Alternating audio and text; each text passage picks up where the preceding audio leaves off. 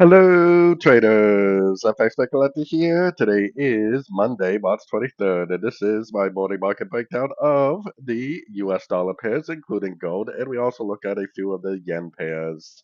So, anyways, we always start off with the US dollar daily time frame because that's basically the roadmap to tell us what to do on all the dollar pairs themselves. Now, like I was saying last week, I mean, this still looks to me like a wave three. The thing is that ever since we ended this wave two, it's been higher lows, higher lows, higher lows, higher lows.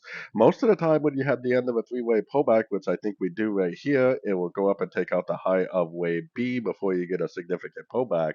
Whether it goes up now and takes it out and then makes a big pullback like this, or whether it decides to make a more proper wave four like this and then go up and hit this 100% Fibonacci extension for a wave five, and then this would be the wave four is the question. Overall, I definitely am very bullish the dollar. I still think the dollar is going to go up and at least take out these highs before we get like a big pullback for like a wave two. So taking it down to like the 1 hour time frame. So 1 hour time frame, it definitely does look like a possible three-way pullback on the 1 hour. I mean, it definitely looks like a possible one, two, three waves down to the 78%. Now we are back at the previous highs. Maybe this is going to be an area of resistance for the dollar. Maybe the dollar will end up pushing down again, making more like a complex ABC pattern before it actually goes up and breaks this higher time frame structure. But we do have to be really careful with assuming something like that is going to happen because the trend is up.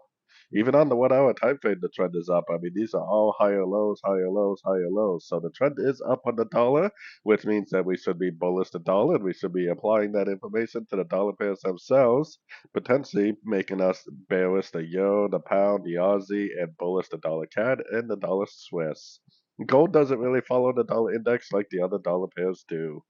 Moving on to the euro dollar. Now, the euro dollar definitely did make a move to the upside, as you can see, but we are definitely still in a downtrend on the daily. These are all lower highs, lower highs. We never did get a break of structure. This move up right here very easily could still end up being a pullback to this last move down. We definitely did get a 78% fib bounce, so it possibly might just keep on going down from here. Going down to the 1 hour time frame, if we zoom out, originally I was thinking this was very, very corrective, which it does look very corrective to me. So I was thinking that potentially we were going to get another push up, but looking at this again, I mean, it definitely did make one impulsive move up. It definitely did make like an expanding pattern for a wave B. This potentially right here is a wave C. Definitely went to the 78%. We just don't really have a break of structure because on this time frame there really was no structure to be had. But we definitely are making lower highs, lower highs, lower highs. If it goes down and takes out this low with momentum, then obviously this is the end of an ABC and it's obviously going to take out the previous lows. If it makes a higher low and goes up and breaks structure to the upside, then potentially it is really going to end up continuing back up. But the way it's looking and the way it's pushing beyond the 78% Fibonacci retracement makes me think that it potentially is going to go down, is going to give us a break of structure, and potentially it's just going to end up continuing the downtrend. Moving on to the pound dollar, back up at the daily time frame. Pretty much the same story as the pound dollar. Yes, we did have this big push up, but it never did break structure. Every one of these swings is a lower high, lower high, lower high. Yes, we've been expecting a bigger pullback since we got this breakdown, but the market doesn't have to do that now. I mean, there's really nothing stopping this thing from doing something like this and continuing the downtrend. We need to take it one wave at a time, and I mean, the trend is definitely still down based on structure on the higher time frames. Going down to the 1 hour time frame. Now the pound dollar did give us a break of structure, so based on structure, the 1 hour time frame is definitely down. Now we are sitting at the 78%. So if it goes up and breaks structure to the upside on this 1 hour, that means that this whole move down was a pullback to this move up, and that means that potentially it's going to go up and make a new high on this time frame. If it doesn't break to the upside, then potentially we would be looking for shorts right now. Just like on the euro dollar, this could be the end of a pullback right here. It did go a little bit higher than I would like, but I mean, you could say that it didn't really close above the 78%, which would be true. And you could say that this right here is an A on the pound dollar, and this is a B on the pound dollar, just like what we just drew on the euro dollar. So technically, I would be recommending shorts unless we go up and break this high at a Fibonacci level. Then we would definitely go back to looking for logs in an uptrend. Moving on to the Aussie dollar. Aussie moved very, very strong last night in the Asian session. All last week I was saying if this is really the end of a wave 5, then it needs to take out this structure and this structure. So definitely makes sense that it's pushing down. I think that just because we're at a structure level doesn't mean that it needs to bounce either. I mean, it could definitely go down and take out this structure, making a much more profound break of structure before we get a decent pullback. If this really is a wave 5 here, which it looks like it is, then this thing has got a lot of downside potential left to it. Moving on to the 1 hour time frame. Not a lot of structure here. This move actually started in the Asian session. There is a little bit of a swing high right here. Not really any structure on this time frame from that point on. Yes, we did just break these lows. Maybe this is going to act as support, but as long as it doesn't take out this high right here, we are definitely in a downtrend. So anything I see to the upside, I would definitely look at as potentially just a pullback within a downtrend. You know, the trend is down. I think that it probably will go down and take out this low also, which is the weekly time frame structure. So even if it does go up, I would definitely be looking at that as potentially just a pullback within a downtrend. I would put my Fibonacci retracement on there, and I would look for resistance levels at Fibonacci retracement levels. Moving on to the US dollar CAD. You know, the US dollar CAD on the higher time frames is definitely in an uptrend. Like I've been saying for the last couple of weeks, this is either an ABC. If it is an ABC, then it could turn at any one of these fib levels and then start a brand new downtrend. But it could also be a wave 1, a wave 2, and a wave 3. And looking at the weekly time frame, I still think that it's more likely a 1, 2, 3. Yes, it's probably going to find resistance at some of these fib levels, but I think it potentially will keep on making higher highs, higher lows, and just keep on trending up.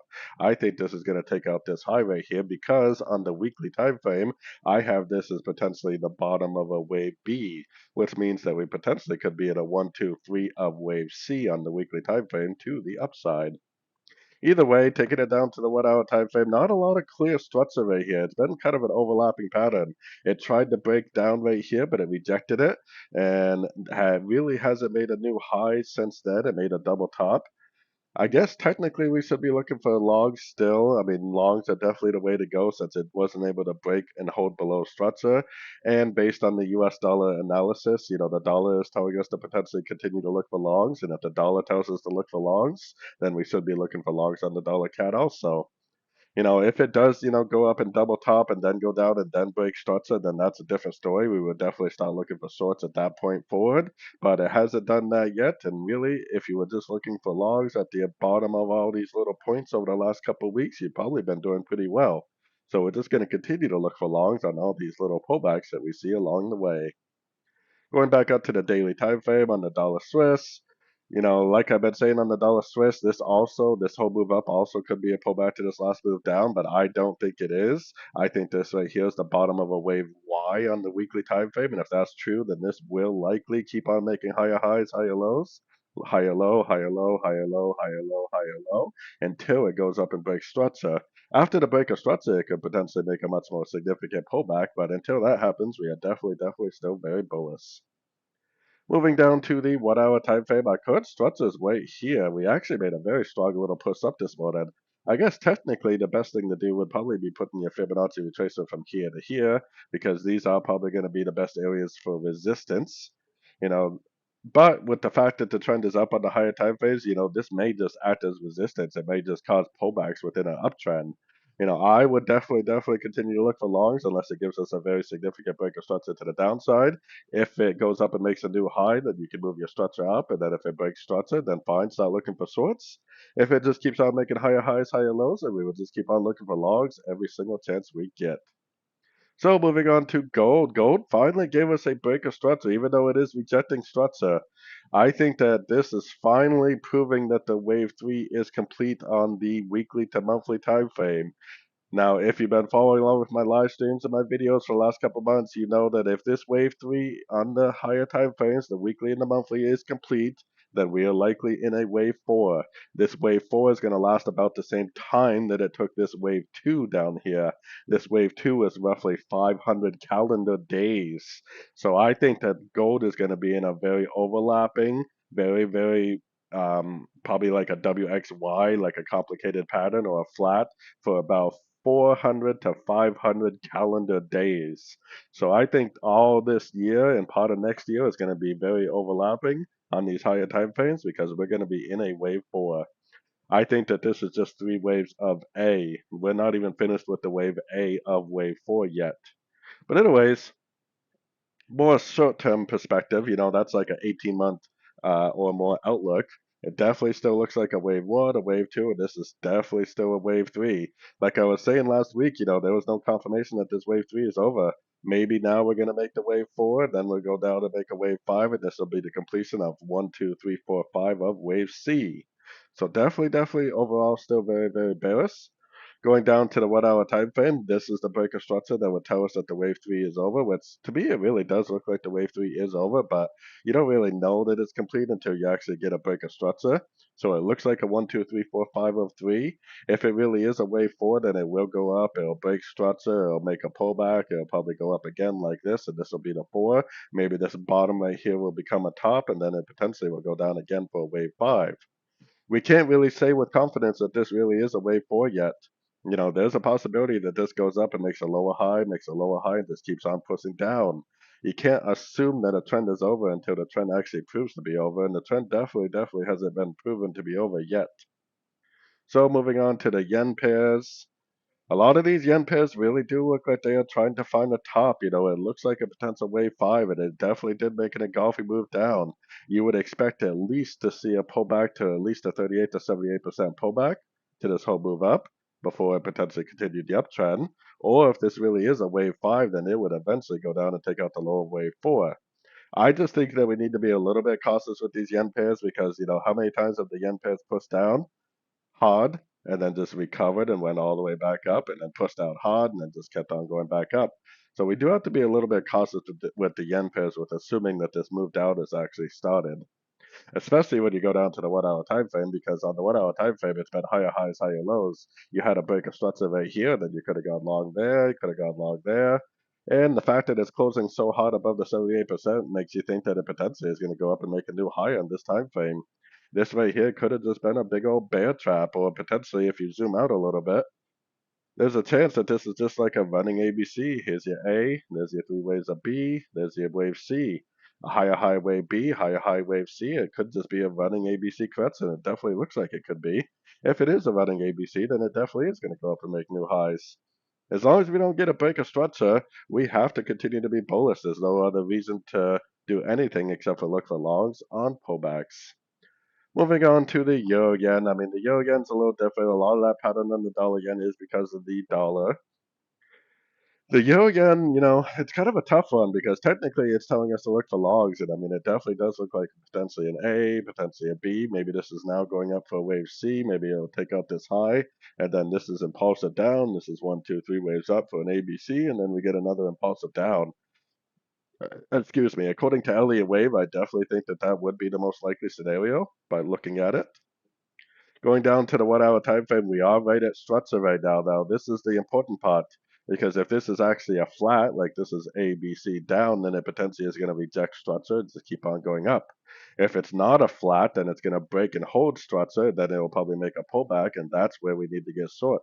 So we're either waiting for a break of structure to confirm that it's going down and then a pullback in order to go short, or we're watching it to see if it rejects structure, and if it does reject structure, it could be another long opportunity for another push up. This might be a wave 1, this might be a wave 2, this could be a wave 3, this could be like an expanding wave 4, and we could get another push up for a wave 5 pretty easily. So we are definitely still very bullish unless it breaks and holds below structure with momentum. Moving on down to the pound yen. The pound yen is a little different just because the pound has been a little bit on the weak side. I mean, the pound yen does look like a possible A, B, C correction already. It looks like we possibly already got a lower high. Maybe this is a wave 1, maybe this is a wave 2, maybe it goes down and makes a wave 3, 4, and 5. Technically, the market is telling us to look for longs because it did engulf up on Friday, and it could possibly start another move to the upside.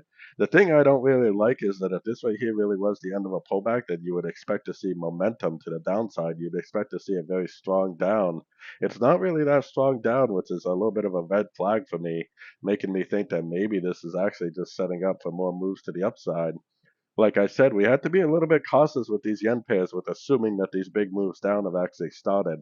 They All the yen pairs look like they are finding a top. But until we get a lot of proof that it's really going down on the weekly time frame, we can't really say for sure that these really are tops. Going down to the 1 hour time frame, I mean, ever since we got this break of structure on Friday, we should have been looking for sorts, right? So potentially you could have got sort there, potentially in the Asian session there was a sort. Maybe if you were on a sort of time frame, you could have got sort on this push up right here. So we are definitely looking for sorts. And while we're looking for sorts, if it just keeps on going down, then great. While we're looking for sorts, if we throw out Fibonacci retracement from here to here, which we probably should anyways, right? Let's do that real quick. Throw out Fib retracement from here to here. While we're looking for shorts, if it goes down to like a Fibonacci retracement level, makes like a double bottom and then breaks structure to the upside, we would just simply stop looking for shorts and we would go back to looking for longs again.